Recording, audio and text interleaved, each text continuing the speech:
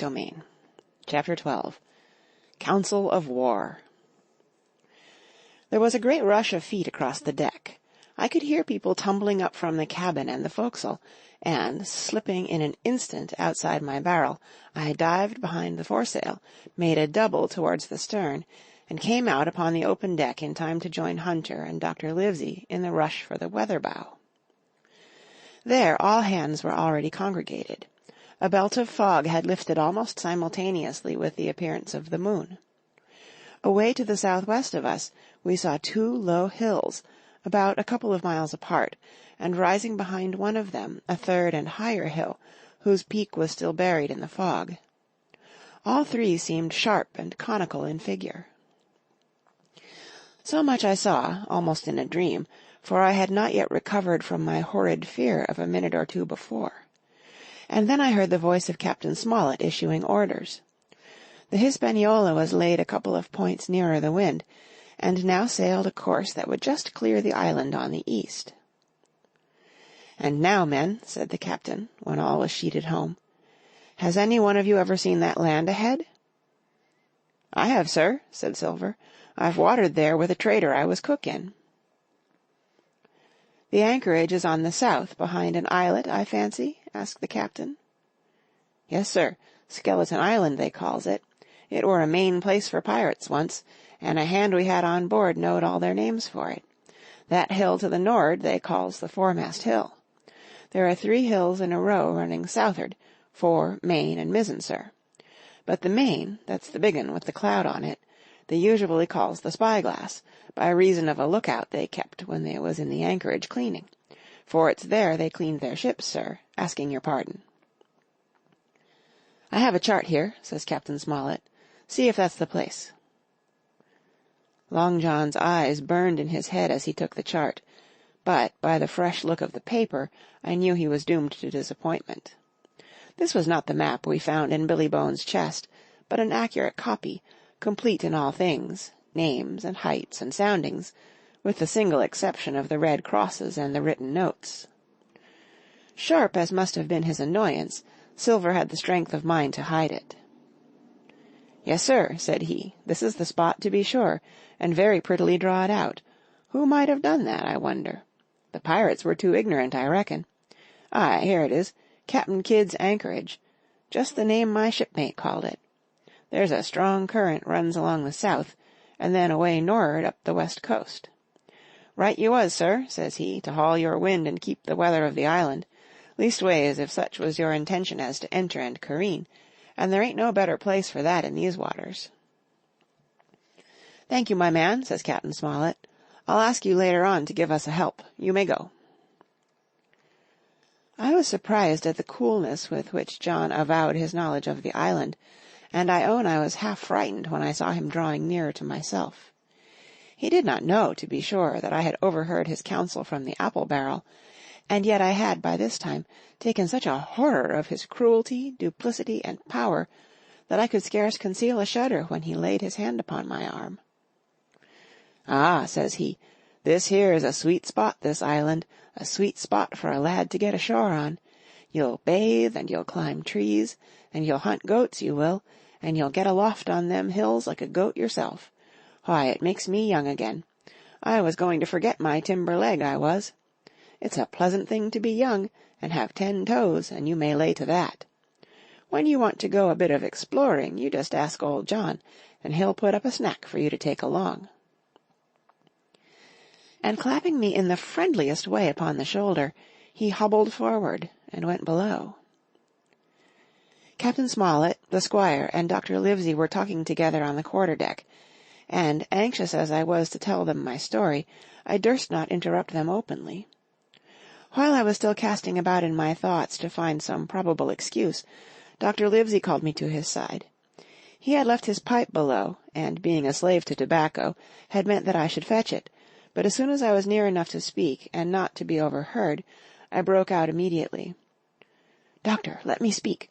Get the captain and squire down to the cabin, and then make some pretence to send for me. I have terrible news." The doctor changed countenance a little, but next moment he was master of himself. "Thank you, Jim," said he quite loudly. That was all I wanted to know." As if he had asked me a question. And with that he turned on his heel and rejoined the other two. They spoke together for a little, and though none of them started or raised his voice, or so much as whistled, it was plain enough that Dr. Livesey had communicated my request, for the next thing that I heard was the captain giving an order to Job Anderson, and all hands were piped on deck. "My lads," said Captain Smollett, "I've a word to say to you. This land that we have sighted is the place we have been sailing for. Mr. Trelawney, being a very open-handed gentleman, as we all know, has just asked me a word or two, and as I was able to tell him that every man on board has done his duty, alow and aloft, as I never asked to see it done better, why, he and I and the doctor are going below to the cabin to drink your health and luck, and you'll have grog served out for you to drink our health and luck. I'll tell you what I think of this. I think it handsome. And if you think as I do, you'll give a good sea cheer for the gentleman that does it." The cheer followed.